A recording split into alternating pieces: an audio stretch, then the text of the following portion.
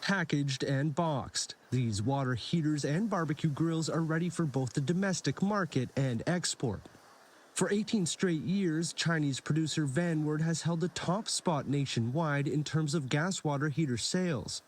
With 45% of the company's sales going to overseas markets, Vanward has tenaciously continued to grow its international footprint even throughout the height of the epidemic. Our company has pushed to go abroad, visit customers, explore overseas markets, and take part in trade exhibitions.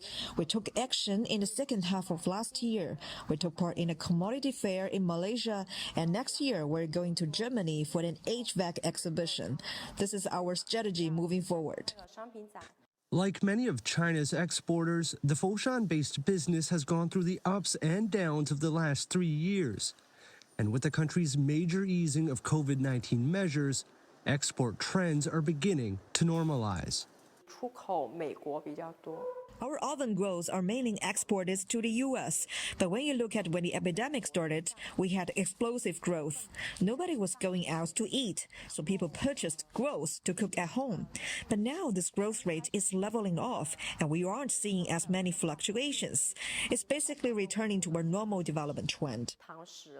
Among other factors, weak global demand is affecting international exports and foreign trade overall.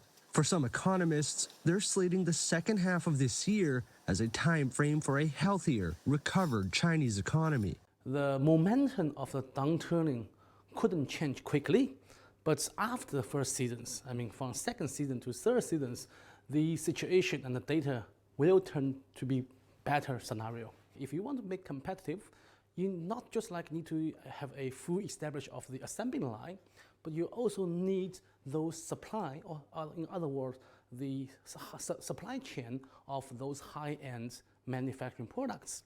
Those are the advantages. I think these advantages will remain comparative in the future.